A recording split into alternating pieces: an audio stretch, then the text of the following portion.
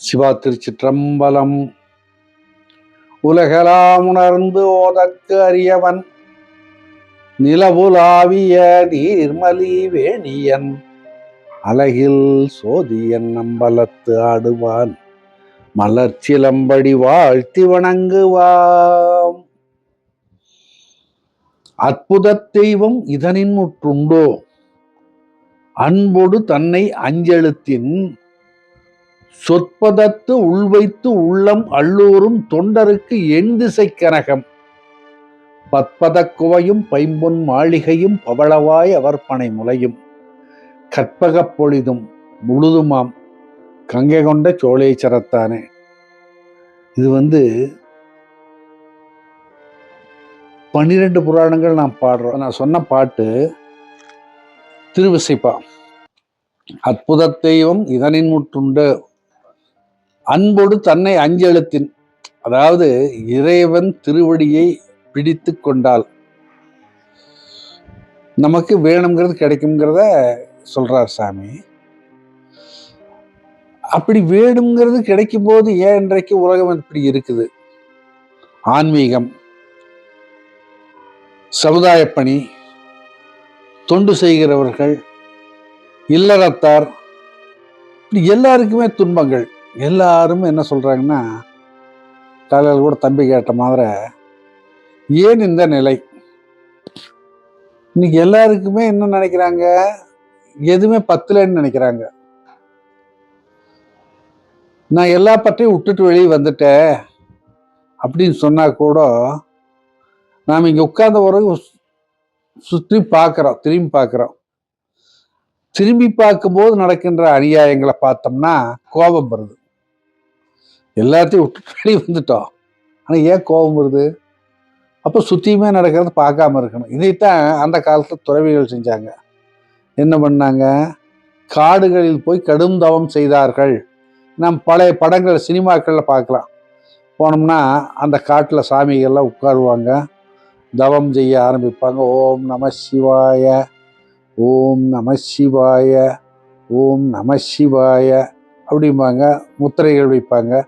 இவங்க ஏங்க போய் காட்டில் உட்கார்ந்தாங்கன்னா, இந்த காலத்துல விஞ்ஞான வளர்ச்சி காலத்துல இந்த நாடு இப்படி இருக்குது. ஆனாலும் அந்த காலத்துல காட்டுல போய் கடுந்தவன் ஏன் செஞ்சான்னா, இந்த உலகியல் துன்பத்திலிருந்து விலகி இருக்கணுங்கிறதுக்காகத்தான் அவன் கடுந்தவம் செய்தான். சிவனோடு ஒக்கும் தெய்வம் தேடினும் நாம் சொல்றோம். சிவன், பெருமாள், விநாயகர், அம்மன், இப்படி எல்லா பக்கம் ஒவ்வொருத்தருக்கு என்ன விருப்பமோ அந்த கோயில்களுக்கு போய் வழிபாடு பண்றாங்க. அந்த வழிபாட்டை நம்ம என்னைக்குமே வேண்டான்னு சொல்றது இல்லை. அப்படி வழிபாடு செஞ்சோம்னா நமக்கு என்ன கிடைக்கும்னா, இந்த உயிர் இறைவனை அடைவதற்கு ஒரு நல்ல வழி கிடைக்கும். நல்ல வழியில போகும்போது என்ன ஆகுது? அந்த உயிர் இன்பமா இருக்கு. தவறான வழியில போய் இந்த உலகியல்ல அழுந்தி மது, மாது, சூது, ஆசைகள் இத்தனையும் போகும்போது என்ன ஆகுதுன்னா, உயிர் ரொம்ப அழுந்தி போய் இறைவன் திருவடி அடையும் போது ரொம்ப நொந்து போயிடுது. அப்படி நோகாம இறைவன் அடையிறதுக்கு உண்டான வழிகளைத்தான் நாம் இப்போ இங்கே பேசிட்டு இருக்கிறோம். அப்போ நோகாம இறைவனை அடையணும்னா நாம் ஒரு நல்ல வழியில் போகணும். அப்போ அப்பர் சாமி சொன்னார், என்னை ஏதும் அறிந்திலன் எம்பிரான், என்னை ஏதும் அறிந்திலன் எம்பிரான், தன்னை நானும் முன்னேதும் அறிந்திலன், தன்னை நானும் முன்னேதும் அறிந்திலன், என்னை தன் அடியான் என்று அறிதலும், என்னை தன் அடியான் என்று அறிதலும், தன்னை நானும் பிரான் என்று அறிந்தேனே, தன்னை நானும் பிரான் என்று அறிந்தேனே. இது ஒரு மிக அற்புதமான பாடல். இப்போ இந்த உலகில எல்லா உயிர்களும் ஓடிட்டே இருக்குது. பிறக்கிற, இறக்குற, இடையில திருமணம், பந்தங்கள், உலகம், இப்படி பலதுலேயும் ஓடிட்டு இருக்கிற உயிர்கள். இப்போ இங்கே வெளியில் இருக்கிற நாய்கள் நிறைய படுத்திருக்குது, மாடுகள் நிறைய படுத்திருக்குது, மனிதர்களும் படுத்திருக்காங்கன்னா, அப்போ இறைவன் நம்ம கருணையோட ஒரு பார்வை நம்மை பார்க்கணும். இறைவனுடைய கருணையான பார்வை கிடைத்தால்தான் நாம மனுஷராக முடியும். எத்தனை பிறவி பிறந்தன்னு தெரியல, இத்தனை பிறவியிலையும் ஓடிட்டு இருந்தவன பேரூராதீனம் திரு சாந்தலிங்க ராமசாமி அடிகளார் ஒரே ஒரு முறை பார்த்தார். அந்த திருநோக்கம், அந்த திருக்கண் நோக்கம் நம்மளை மனுஷனா மாத்துச்சு. அப்போ இப்படிப்பட்ட நல்ல குருமார்கள் கிடைக்கணுங்கிறத இந்த பாட்டு சொல்லுது. என்ன ஏதும் அறிந்திலன் எம்பிரான். சாமிக்கு நான் யாருன்னு தெரியல. ஏன்னா அவர் பாட்டில் அவர் இருக்கார், நம்ம பாட்டில் நாம் இருக்கிறோம்.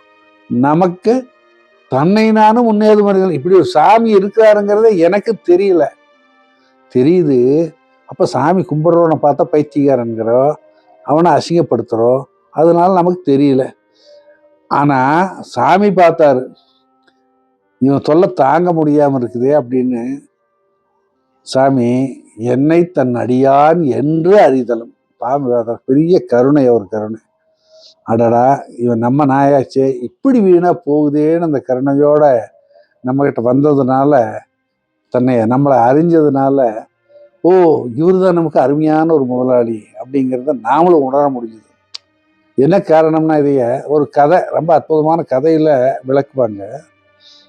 அதாவது மிகப்பெரிய ஒரு முதலாளி, பெரிய பங்களா, வாட்ச்மேனு, நல்ல சமையல்கார, நல்ல சாப்பாடு, இத்தனையும் இருக்குது அந்த பங்களாவில். அப்படி இருக்கிற காலத்தில் அவன் ஒரு பெரிய நாய் வச்சுருந்தான். இப்போ பெரிய பெரிய பங்களாவில் பார்த்தீங்கன்னா அதுக்கு பெட்டி அடித்து நாய் வச்சு, அந்த நாய்க்கு ஒரு வேலைகள் போட்டிருப்பான். அதுக்கு சோப் போட்டு குளிக்கிறது, அதுக்கு சாப்பாடு கொடுக்கறது, அதுக்கு எலும்பு கொண்டு வந்து கொடுக்குறது, இப்படி ஒரு பெரிய அளவில் அதை வளர்த்திட்ருக்கேன். 3-4 நாய்க்குட்டி போட்டுது. அப்போது நம்ம முன்னால் பார்த்தீங்கன்னா அதுக்கு ஒரு பெரிய கதவு போட்டிருப்பான், இரும்பு கேட்டு அது இதுன்னு. அங்கே பார்த்தா வாட்ச்மேன் இருப்பான். அப்போ இந்த நாய்க்குட்டி என்ன பண்ணிச்சு, ஒரு நாய்க்குட்டி போய் அந்த கேட்டு உட்காந்து வெளியே பார்த்துருச்சு. அப்படி வெளியில் பார்க்குறப்போ தெருவில் ஒரு நாய்கள்லாம் பார்த்துது. இது ஒரு நாய் சொல்லிச்சு, பைத்தியக்காரன் பாரு உட்காந்துருக்கேன், நம்ம எவ்வளோ இன்பமாக இருக்கிறோம், இந்த தெருவில் எத்தனை வகையான சுதந்திரத்தை அனுபவிக்கிறோம், இந்த நாய் போய் இங்கே உட்காந்துட்டு நம்மளை வேடிக்கை பார்த்துருக்கு. ஏன்னா அது சொல்லும். இப்படி தினம் ஒன்று ஒரு கதை சொல்லும்போது இதுக்கு ஒரு பெரிய ஆசை வந்தது.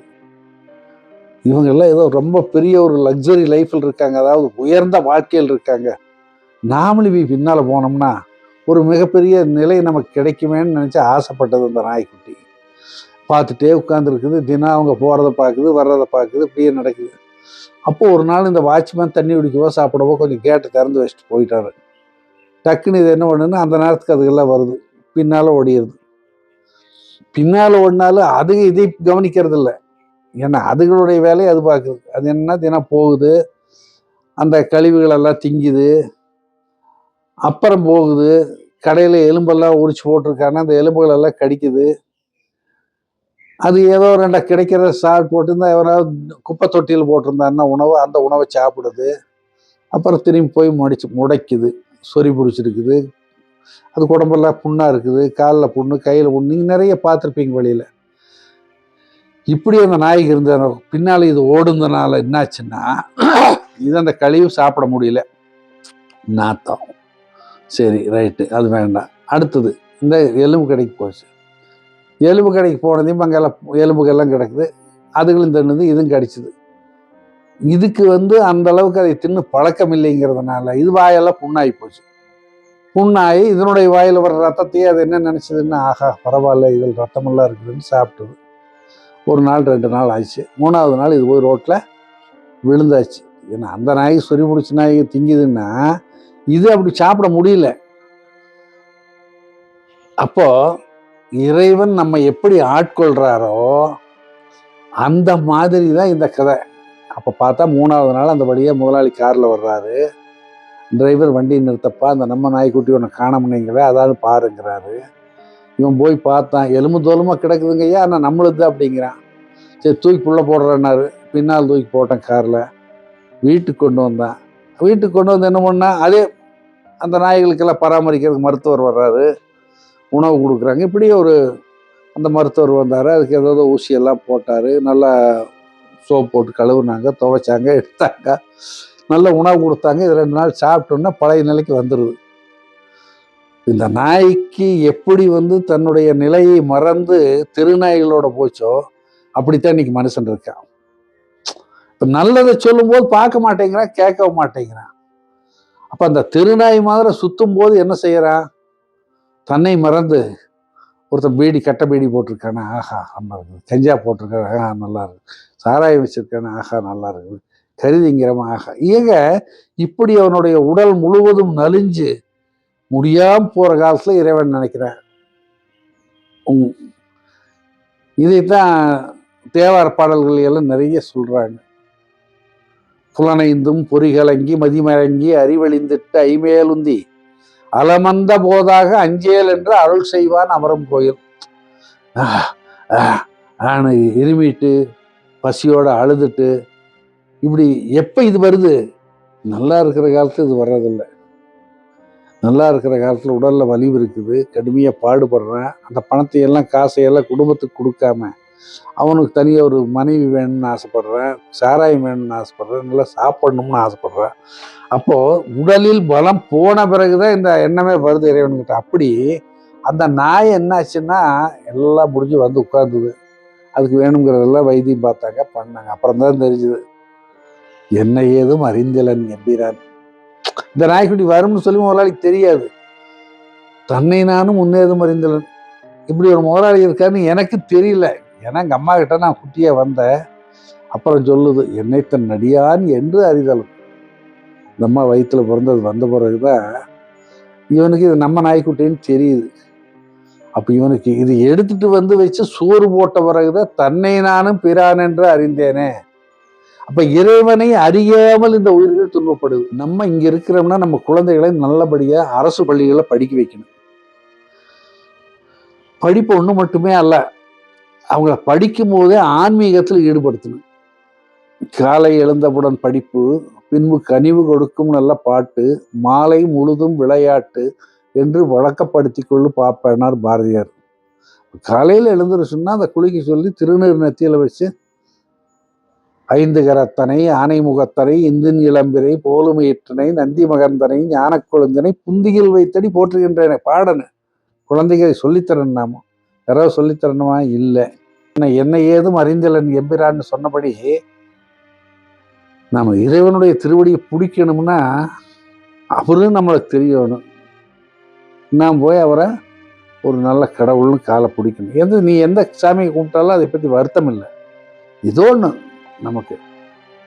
ஆக இப்படிப்பட்ட நிலைமைக்கு நம்ம குழந்தைகளை ஆன்மீகத்தை சொல்லி கொடுக்கணும், வளர்க்கணும், நல்ல கல்வி கொடுக்கணும்.